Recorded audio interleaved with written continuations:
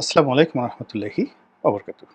সম্মানিত দর্শক, বাংলাদেশের রাজনীতি আর এখন রাজপথে নেই এবং রাজনীতিবিদদের হাতেও এখন আর রাজনীতি নেই।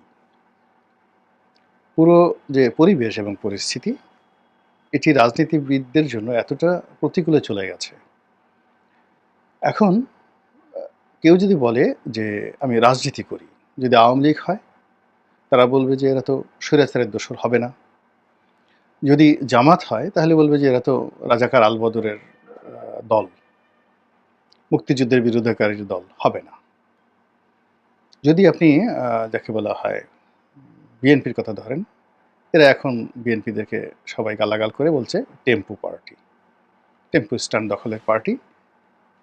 তারপর যদি আপনি এই যে নতুন যে একটা দল আসছে, নাগরিক পার্টি, এ বলবে চ্যাংড়া-ব্যাংড়াদের দল। আরও নানা রকম কথাবার্তা। ইয়াং ছেলে তাদেরকে বলি আমি আসলে মনে কষ্ট দিতে চাই না, বাট কথা হচ্ছে। এখন এই যে কথাগুলো হচ্ছে, এগুলি কি কেবলই মাত্র তাদের কর্মকাণ্ডের কারণে? কিংবা রাজনীতির মাঠের যে রূঢ় বাস্তবতা, সেটার কারণে হচ্ছে? নাকি একটা গুজব, একটা প্রচারণা, একটা প্রোপাগান্ডা, তার ফলে এই ভাইবগুলো তৈরি হচ্ছে? বাস্তবতা হলো যে আমাদের সামাজিক মাধ্যম এখন গণমাধ্যমের উপর প্রাধান্য বিস্তার করছে। আগে একটা ভালো পত্রিকাতে, সেটা নিউ ইয়র্ক টাইমস বলেন কিংবা আ আল জাজিরা বলেন, সিএনএন বলেন, বাংলাদেশের যে সকল ভালো, ভালো গণমাধ্যম রয়েছে, সেখানে বলেন, বাংলাদেশ প্রতিদিন বলেন, প্রথম আলো বলেন, এরকম একটা পত্রিকাটা নিউজ এলে কিংবা সময় টেলিভিশনে একটা ভালো আ প্রতিবেদন ছাপা হলে সারা বাংলাদেশে তোলপাড় পড়ে যেত। কিন্তু এখন বাস্তবতা হলো যে আ যদি সামাজিক মাধ্যমে কোনো একটা গুজব ছড়িয়ে পড়ে Facebook এবং সেটা ভাইরাল হয়ে যায়।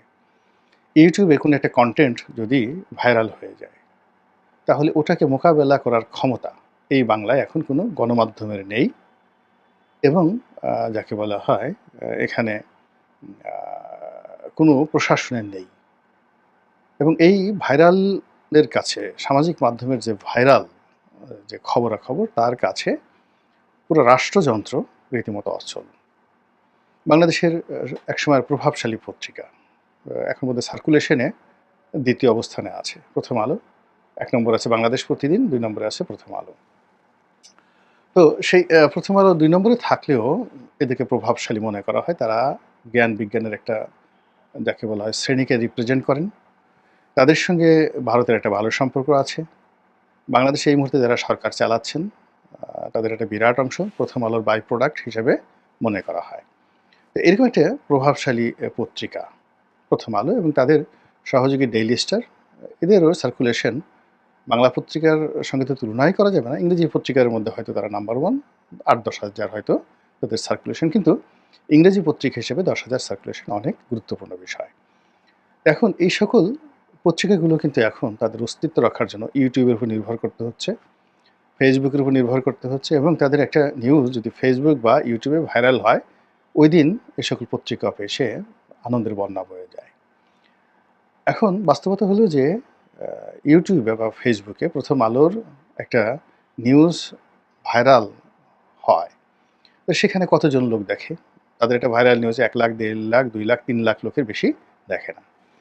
কিন্তু আমাদের এই সমাজে হিরো আলমের পর্যায়ে যারা রয়েছেন সামাজিক মাধ্যম ব্যক্তিত্ব, তাদের একেকটা বক্তব্য 1 মিলিয়ন ভিউ হয়ে যায়। কিংবা যেকোনো একটা সামাজিক কনটেন্ট যেমন দেখা গেল বরিশালের আঞ্চলিক ভাষায় আ কয়েকজন ইয়াং মানুষ একটা যাকে বলে কনটেন্ট তৈরি করেন। আঞ্চলিক ভাষায় কথাবার্তা বলেন। তাদের চেহারা সুরত দেখলেই মনে হবে তারা বরিশালের নিম্ন মধ্যবিত্ত পরিবারের সন্তান সবাই। তো তারা এই সাম্প্রতিক আমলের একটা রাজনীতি নিয়ে ছোট্ট একটা কনটেন্ট করেছেন এবং সেই কনটেন্টে শুরুটাতে তারা একটা গান গেয়েছেন এবং ৩০-৩৫ সেকেন্ডের একটা ক্যাটওয়াক হেঁটেছেন। তো বর্তমান রাজনীতিকে ব্যঙ্গ করে এবং এটা এত ভাইরাল হয়ে পড়েছে যে এটা নিয়ে মূলধারার গণমাধ্যমগুলো মানে সেখানে টেলিভিশনগুলো, সংবাদপত্রগুলো সিরিজ অফ রিপোর্ট তারা প্রকাশ করেছে এই কনটেন্টটির উপরে যে এইভাবে তিনি হেঁটেছেন। মানে স্পষ্টত এখানে কয়েকজন কেউ হয়তো ছাত্রলীগের সাদ্দামকে ইন্ডিকেট করেছে, কেউ হয়তো হাসনাতকে ইন্ডিকেট করেছে, কেউ সার্জিসকে ইন্ডিকেট করেছে। মানে ওরা যেভাবে হেঁটেছে ক্যাটওয়াক করে আর যে কথাগুলো বলেছে, সেই কথাগুলো দেখা গেল যে এই যে এখন হঠাৎ করে নতুন যে রাজনৈতিক দল হচ্ছে, বিভিন্ন জায়গা থেকে তারা চাঁদা নিচ্ছে, বিকাশে টাকা নিচ্ছে, তারপরে নিজেরা মারধর করছে এবং তারা মার খাচ্ছে। নিজেরা মারধর করছে এবং পাবলিকের হাতে অনেক জায়গায় তারা মার খেয়েছে এবং খাচ্ছে।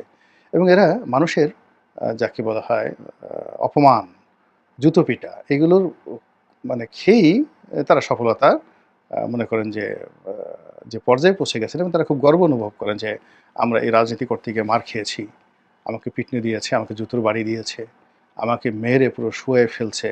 এই কথা বলে তারা এক ধরনের তৃপ্তি পান এবং তাদের এই কথা শুনে আমাদের মূলধারার গণমাধ্যম যারা লোকজন রয়েছে অনেক দিন ধরেই আমরা কিন্তু বিরক্ত যে এটা রাজনীতির স্ট্যান্ডার্ড হতে পারে না।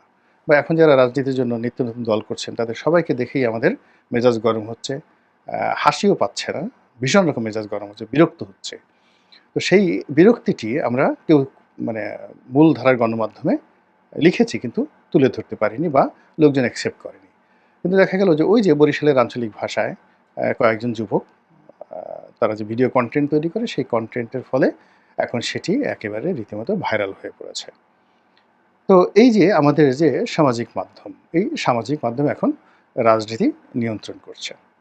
এই রাজনীতি নিয়ন্ত্রণ করতে গিয়ে কোনো ইউটিউবার সেটা ফ্রান্সে বসে পিনাকি হোক বা আমেরিকাতে বসে কনক সরোয়ার হোক কিংবা বাংলাদেশে এসে বসে আমরা যারা করছি যাই বলি না কেন, আমাদের এই বক্তব্য মানুষের মধ্যে সেই এতটা যাকে বলা হয় আলোড়ন সৃষ্টি করে, প্রভাবিত করে, যা কিনা মূলধারার গণমাধ্যমের যে মতামত, সেই মতামতটাকেও তার মানে প্রাধান্য করে। অর্থাৎ আমাদের বক্তব্য নিয়ে দেখা গেল মূলধারার গণমাধ্যম তারা রিপোর্ট করে এবং সেই রিপোর্ট করে তাদের জনপ্রিয়তা ধরে রাখতে হয়, তাদের ভিউ ধরে রাখতে হয় এবং তাদের পাঠককে ধরে রাখতে হয়।